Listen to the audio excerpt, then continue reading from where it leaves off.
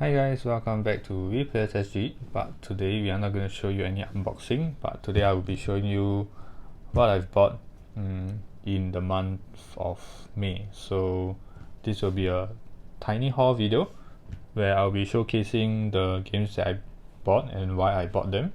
So let's get started with the first one. So we have Tiny Epic Pirates. So this game I've backed back in the year 2020, and then they've finally arrived. Actually, I ordered it through Geekster as well, and actually it has already reached there long ago, but then I didn't have the time to collect it from him. So I backed the deluxe version. It actually came with this as well, which is the expansion. This is the Curse of Amdiak. So this actually introduces another ghost cubes. Is it ghost cubes? It's cursed. Yeah, it should be a cursed cube or something. Yeah, so I think not too sure what the resource is, but I believe it's something like a WoW. Oh, or maybe not. I think the WoW one was in this, which is the deluxe edition. So it actually has a can't really remember what it's called, but it has an additional mini expansion, which is Crimson Silver. Yes,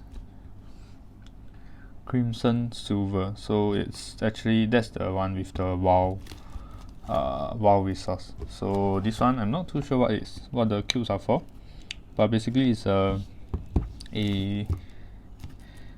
let's see, it's a 1 to 4 player game, and it plays for 30 to 60 minutes. So as you know, Tiny Epic games are usually in a very small box, as you can see compared to my hand, and it packs a lot of game in it. So there's also mini ships, 4 for the player, 2 for the merchant, and 1 for the navy. And basically you lay out the map over here. So from here, then you move your ships around, and all of you will be racing to actually plunder 3 treasures. So you have to actually gather enough gold to plunder them, and each plunder spot costs different gold. So it's pretty much almost all the way up to the maximum gold. So and then in between you can sell your resources to get gold. You can fight merchants, you can fight to different ships, you can even fight the navy. Yeah, but I don't think you actually get to fight the navy. I think you actually lose no matter how well you roll. So basically it's a bit of a dice game as well. And then comes the expansion. So yeah, so expansion comes with the Cursed Pirates. So these are the captains and these are your crew members. So I'm not too sure how it will work, like if in the mid game, like your crew turns to a cursed crew, then do you actually change them or do you replace them? Yeah, so that part I'm not too sure. So this is Tiny Epic Pirates. Here we have bought Royale, the island, which is a survival card game. So this is a 2 to 6 players game, roughly 30 to 60 minutes. As you can see, this is a if I'm not wrong, this is a Kickstarter version.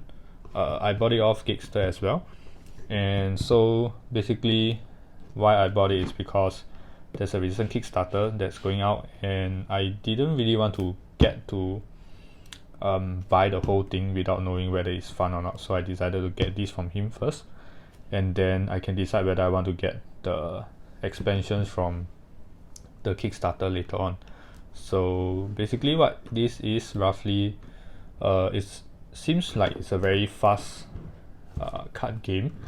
And as you can see here, so basically you have resources and you have items. So you use resource to craft items, and then basically use items to use against probably other players. And then basically your resource is your life. So if you run out of resources, then you are basically dead. Also, this is a very flexible gameplay in a sense that you can actually play it cooperatively, or you can play it sort of more cutthroat way. And we do have the few different expansions inside, which is the military, the disaster, the skills, and the NSFW version.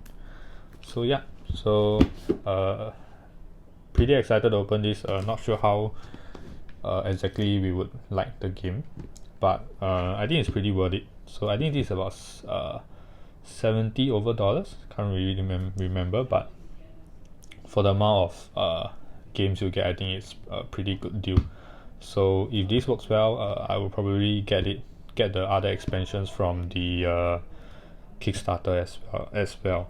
So this is Royale the Island.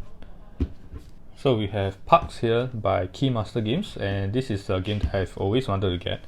It's a 1 to 5 player game. So the reason that I want to get it is because it's a very pretty game, and it seems like it's simple enough, but for some reason it plays for 40 to 70 minutes. So not too sure why that is the case, but as you can see here, the artwork here is very nice, as well as these are, I think, the park cards. So these are pretty very artistic as well, and they are more like minimalistic in its way. And the trace here is by Game Trace, as you can see at the bottom here. Game Trace, and yeah, even the tokens are very nice quality. So really interested to see how this game plays. It seems like a pretty straightforward game where you just kind of go through the hype in a Tokaido style, like, so you go straight in one way.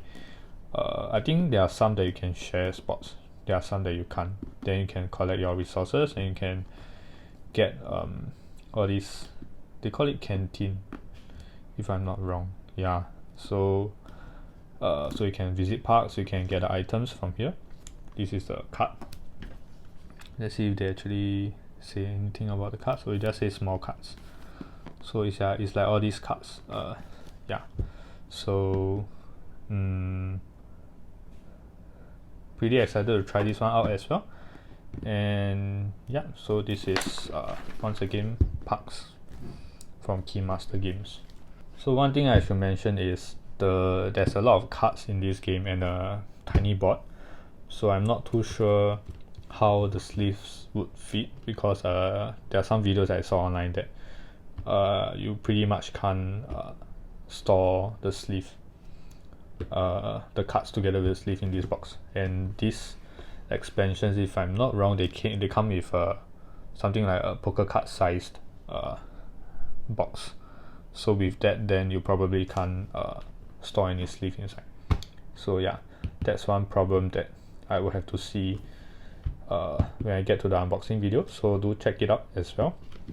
Citadels by Bruno Vaidutis is by Z-Man Games. So yeah, and this is a little bit of a classic game because I think it's been out for some time, and this is like a second version of it, which is, I think is in 2016. The first one was way back, yeah, but I can't remember when was it. So it's a 2 to 8 player game, which is good, because sometimes we do play with a lot of players and we can't really find a good game for it. We usually revert back to Steampunk or Avalon, or what's that?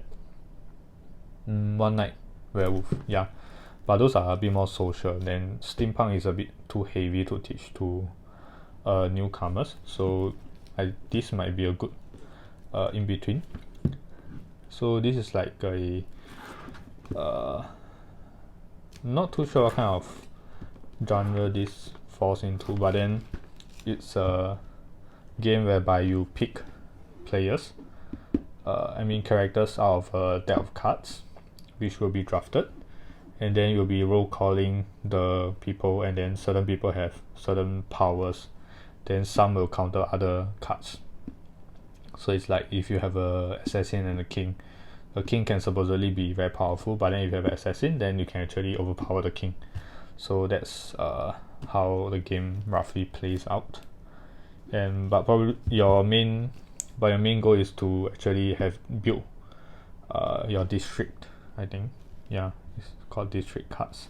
So it's mainly trying to build this build cards, and then try to win by building at least a certain number of district. Yeah, so this is Citadel. So I've been quite excited to get this, but one bad thing is there's like a tear somewhere. Can't remember what is it. So yeah, it's over here. So there's a small tear here, but other than that, seems to be in good condition, I hope.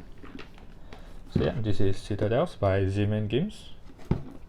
So Quacks of Quedlinburg, the Herd Witches. So this is an expansion to the base game Quacks of Quedlinburg. If you follow me on Instagram, you will have know that this is one of our favorite game because it's so simple to play and it's fun, but it's simple. Yeah, and you don't really require much thinking. You just need to know whether to continue or not to continue. So yeah, that's basically what you need to think about, other than buying the different chips. So if you're not familiar with Quacks of Quedlinburg, it's basically a luck pushing game, a push your luck game. So you are drawing ingredients out of a bag and filling up in your pots to make sure that you can go as far as possible with this pot. So but then if you have the white chips that adds up to 8 or more, if I'm not wrong, then your pot will explode. So where originally if it doesn't explode, then you can get both the coin and the points, but if it does explode, then you can only choose either one. So this expansion adds the Herd Witches, which is these cards. So every time we play, there will be like one of each in play. Then we will all be given these coin tokens, which I also do have the Geek Up bits from Board Game Geek, but I don't have it with me now, and I'll be showing you guys the quality for that as well. But yeah, anyway, so you do get these coins where you can use it for one time to actually get these the benefits listed. Yeah, there's also a new sort of new ingredient, which is this one. Yeah, so they also added a new pot at the side. I heard that there's another expansion called the Alchemist, so but I couldn't really find it anywhere, so I just got this one first. Yeah, so this is Quacks of Quedlinburg, the Herd Witches.